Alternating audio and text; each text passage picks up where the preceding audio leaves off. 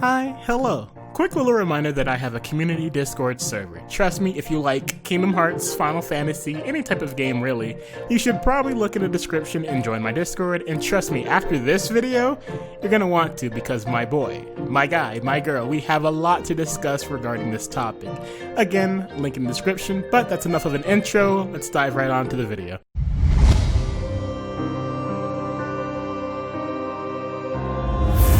Union Cross sure has a lot of mysteries to solve, between where the characters actually are, what happened to the foretellers, and just how do all these characters end up in the future, to name a few. But one of the mysteries with the most speculation and discussion behind it is who killed Strelitzia and who took her place as the new Union leader. Today, myself and my guest Damo are going to present our thoughts on the matter, using the evidence the game has shown us thus far. Hey there guys, my name is Damo and I make a bit of content for Kingdom Hearts Union Cross. I'm really happy to be invited here by Limit to talk a little bit about the plot of this game. If we quickly review, we know that Master Ava was given a list with 5 names on it, the 5 that would lead the new Unions after the current foretellers died in the Keyblade War. One of these 5 would also receive a copy of the Book of Prophecies, and with it, shape the world into what it was supposed to be. That person's name was circled in red on the list. However, of course, things did not go to plan. Strelitzia, one of the 5 written on the list, was murdered, and now someone else stands as a Union leader in her place. That person we have dubbed the Impostor. Reviewing the latest Union Cross updates, we can see that Ava gave Brain his green rulebook, containing the list of instructions the new Union leaders would have to follow. She also gave him a copy of the Book of Prophecies, and asked him not to open it until the time was right, including the list of names that the Master handed to her all that time ago. Well, now is that time. Brain learned that he was not the original recipient of the Book of Prophecies. The list showed that someone else's name was circled in red, but worse still, Strelitzia's name is on the list. Brain realizes what the audience already knows. One of the 5 Union leaders is an imposter. Now, we have yet to actually see this list, but assuming there is only one imposter, the list must look like one of these 5 lists. The 5 lists as shown on screen are basically who the Union leaders would be, assuming one of the 5 people we know is the imposter. Starting with the first list, this is how the list would look if Laurium was the imposter. The second list right after that would be if Ephemer was the imposter. The third list is if Skuld was the imposter, and the fourth list is if Brain was the imposter. Of course, that leaves the last one, which would be if Ventus was the imposter. The list would look like this. Whichever one of these lists is correct, the name of the intended Book of Prophecies recipient is also circled in red, but as Brain reveals, the person circled cannot be him. The reason we are making this video today is because of what happened in the most recent Japanese update. Brain then summons Ephemer to discuss his findings and asks his Chirithy to summon Skuld and Ventus. Already we can begin to speculate why he chose to talk to Ephemer privately rather than discussing his findings with the whole group. Let's set the scene. We plan to give a case for and against each one of these imposter suspects and leave you with enough information to draw your own conclusions, whilst also providing you with our own.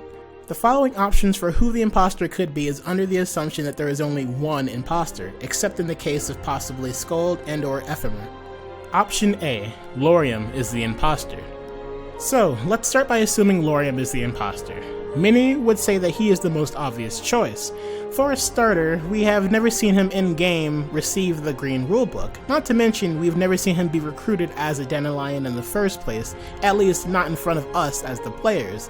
And of course, as we first got to know him through his nobody Marluxia, his whole moniker was the Graceful Assassin. He was also introduced in the same update that showed Strelitzia's death. If one were to just get into Union Cross after just having played the mainline games and knowing who Marluxia was and how his personality was that of a man who would stoop to anything to get what he wants, then of course the first choice would be that Laurium is the imposter of the group.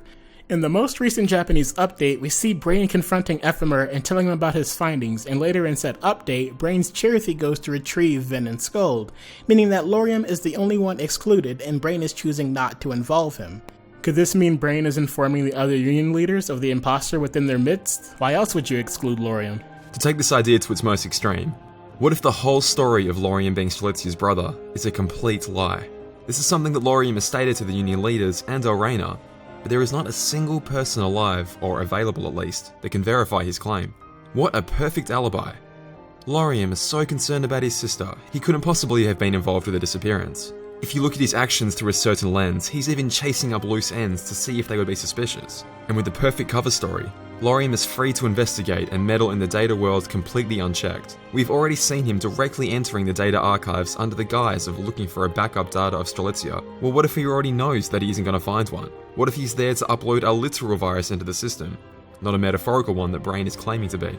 Laurium can not only be the imposter, but the murderer too, truly living up to his name as the graceful assassin.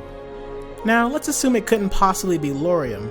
What facts do we have that could back up his potential alibi? Well, if you have been keeping up with the updates as of late, it shows Laurium to be this very nice, caring older brother who is extremely dedicated to finding his little sister. He's also the one who brought up this whole mystery business in the first place, and of course, I know what you may be thinking, perhaps that is exactly what he wants us and the others to think. That way, it could possibly throw us off his trail, but honestly, as we get more and more updates, it further lessens suspicions that it could be him. That, and it could also be Nomura using him as a red herring to also throw us off on who the imposter could be. Now let's say that Ephemer is the imposter. The reason Brain may be confronting Ephemer on his own is to give him a chance to speak his case. Brain seems to respect Ephemer enough as a leader and a friend to at least give him the chance to explain himself. For Ephemer to be the imposter, the scene we saw where he was presented with a rulebook would have to have been falsified in some way. Perhaps the Ava we saw was not truly Ava, but someone else in disguise. Perhaps the rulebook he was given was Strelitzia's, taken from her after her death. In both cases though, Ephemer would hardly be aware of Strelitzia's existence, and surely not part of the plot to have her assassinated. Ephemer does meet with a shady individual on the night he disappears into the Unchained Realm, but we always sort of assumed that to be Master Ava. Although thinking about it, why would Ava not invite him to join the Dandelions right then and there? We see her recruiting Ephemer on the hill overlooking Daybreak Town later, but why would she bring him outside to recruit him? And if he is the imposter, he's been doing quite a good job at disrupting the Master's plans all on his own. The other four respect him as a de facto leader. He's not ignoring the rules, but he's not exactly following them to the letter either, particularly in the case of Keyblade wielders fighting each other. He's still curious about the nature of the worlds, and he's still looking for a way to save everyone. If Ava did pick him as her imposter, she made a great choice. Well, from everything we've been told as an audience about Ephemer, he isn't our guy. The first person we formed a deep connection with. Ephemer has always been the good guy.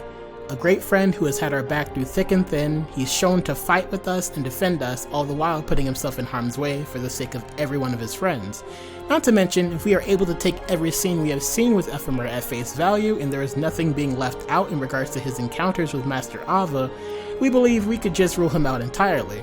Of course, it's not that easy as previously stated for him possibly being the imposter, but out of all the current Union leaders, he is the one we can trust the most. Our next suspect is Skuld. I know, it's probably crazy to try and suspect Skuld this late into the game, but is it truly? Much like Laurium, she is one of the ones we have not seen receive a green rulebook, or in other words, we did not see her get promoted to Union leader. Though much like Ephemer, she also seemingly comes out of nowhere, and all we really know about Skuld at first glance is that they used to be part of the same party and are very close friends. So perhaps the two could be working together, and she could be here only to take suspicion off of Ephemer or vice versa. Brain also says something pretty interesting to Ephemer that tips off that it could be Skuld, and that it would be the lines, "That's why I wanted to ask you directly," about the person who wasn't originally meant to be a leader. Said lines imply that Ephemer is close to this person. Could be reading too much into it, but there are multiple possibilities at this point. If Skuld was originally intended to be a regular dandelion, and Ephemer is destined to be the de facto leader of the Union leaders, a good person to insert as an imposter would be a good friend of his, no? Someone he trusts and evidently likes enough to warn about the imminent war. Someone that Ava immediately recognizes as a person worthy of being recruited into the Dandelions. Whoever is pulling the strings behind the scenes could do a lot worse than to select Skuld as their imposter. There are, however, many reasons as to why Skuld could not be the imposter. While we may not know much about her backstory other than her being friends with Ephemer, she was always heavily involved with us, the player, Ephemer, and Master Ava. She was invited to be a part of the Dandelions, and we would say that out of the entire group of noticeable people, she could have been an extremely easy choice, being as curious and aware as Ephemer seems to be about everything going on about the world as we currently know it. Not to mention, there was that last scene in the update that shows Brain's Chirithy summoning Skuld and Vin to what we assume to be to meet up with Ephemer and Brain in order to talk about the imposter. So that would leave just Laurium by himself and paint him as the true imposter. I also think it's worth pointing out the male to female ratio of the foretellers and the new Union leaders. For the foretellers, 3 males, 2 females. For the Union leaders, 4 males, 1 female. It is a minor detail, but keeping in mind Nomura's fondness for symmetry and patterns, particularly within groups of people, I think it's worth noting all the same. What I'm saying is, if one of the males is the imposter, that would mean that Skuld and Strelitzia were the original choices for Union leaders. Therefore, the 3-to-2 ratio from the foretellers would be preserved. Okay, what if Brain is the imposter? Not only was he not supposed to receive the Book of Prophecies, he was not meant to be a Union leader at all. In that case, Brain would be inviting Ephemer for a chat privately because he sees Ephemer as someone with a level head and trusts him with the knowledge that he is the imposter. Confronting everybody as a group would only lead to pandemonium as it did with the foretellers. But Brain tells Ephemer privately to insist that Ava gave him the green rulebook and he doesn't know anything about what happened to Strelitzia. Again, we have to assume here that the scene we see of Ava giving Brain the rulebook and the Book of Prophecies is misleading in some way. We know that Ava was disillusioned with her destiny after her conversation with Lushu, and despite her always being a stringent follower of the Master's instructions, she altered fate by choosing Brain to receive the Book of Prophecies instead of whoever was circled in red. The back cover went into such excruciating detail to tell us that Ava was a strict follower of the Master's word.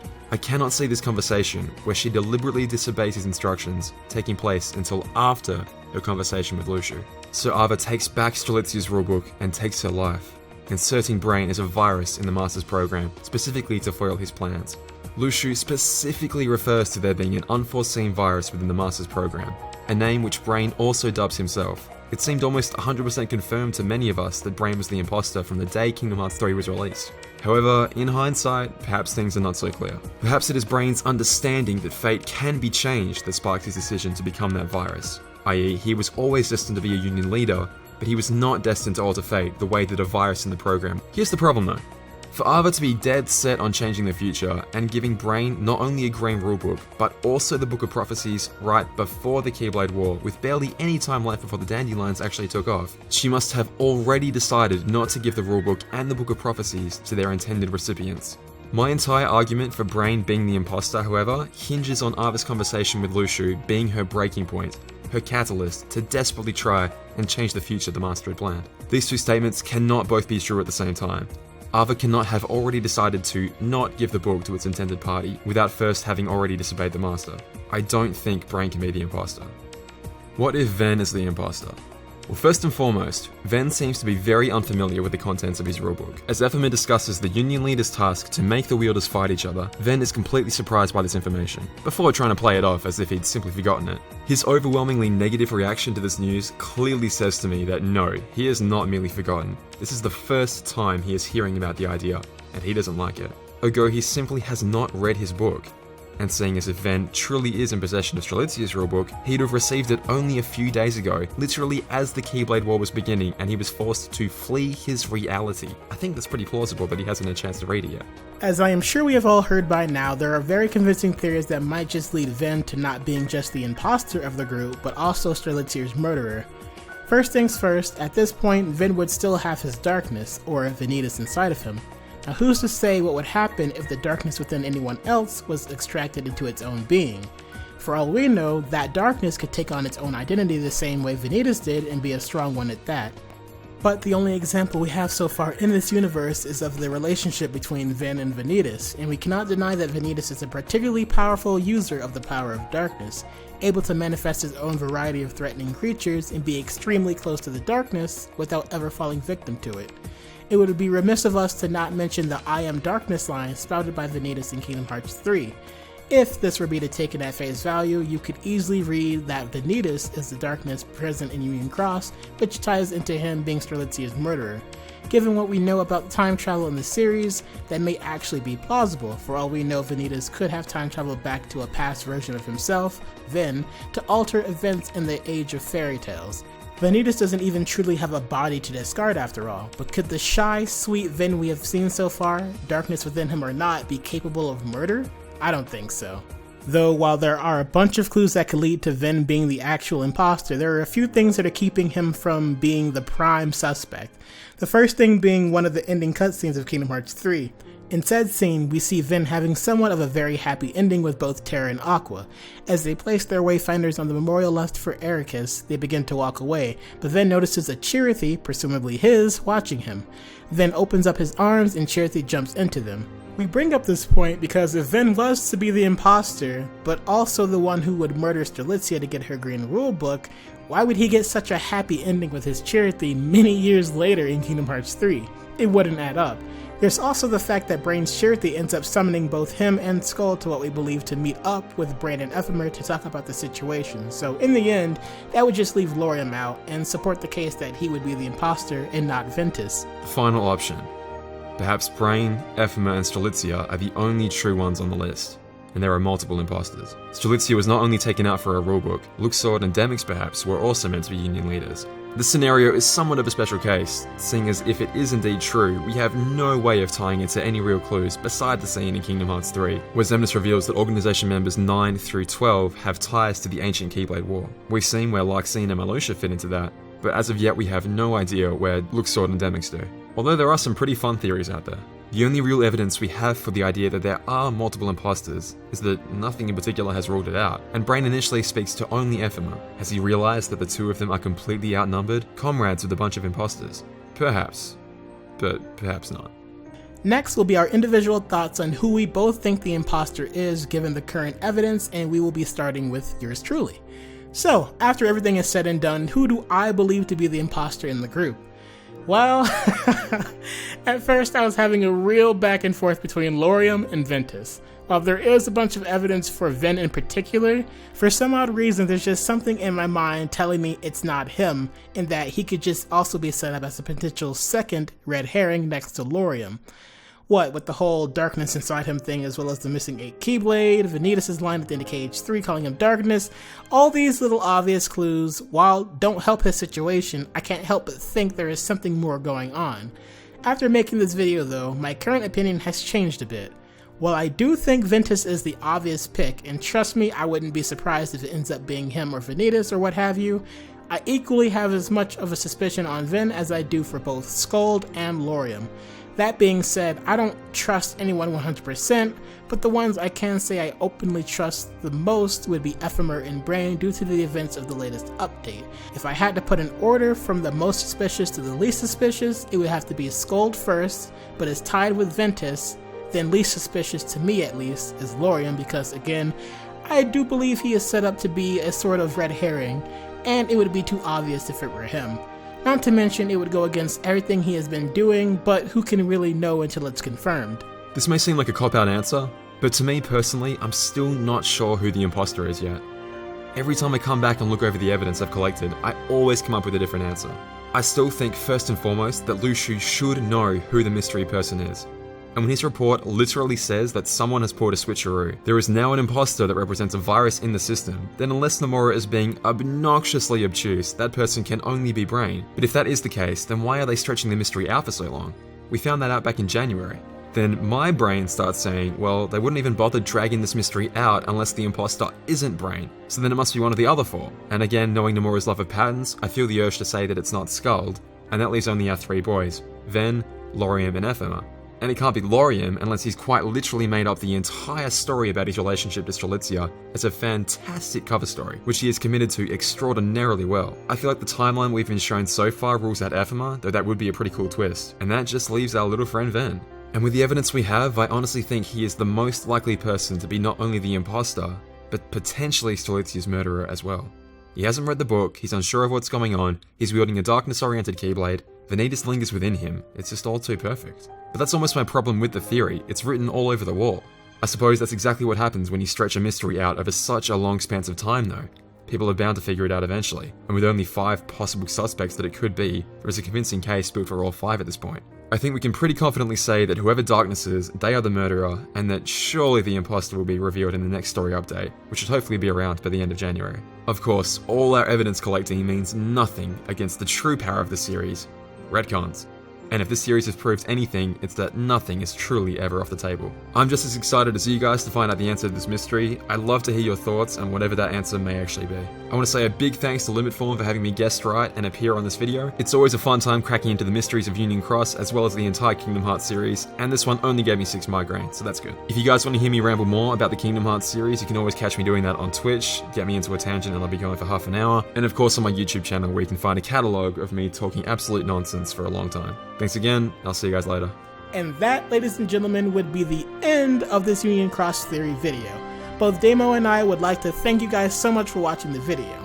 As per usual, if you guys have any thoughts on the subject on who the imposter could be or what have you with the huge amount of information we've put forth, by all means leave your comments down in the comment section below and Damo and I will get to you guys as soon as we can.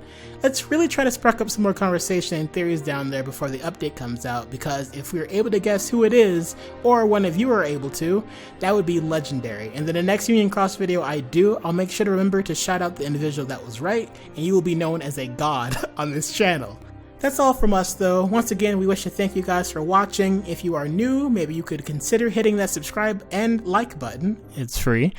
And it would be even more awesome if you could go over to Damo's channel and subscribe to him as well, since he does amazing Union Cross videos. If it weren't for his story recap videos for Union Cross, I promise you this video would not be a thing. So go show him some love. It's been Damo and Limit, and we will see you guys in the next one. Peace.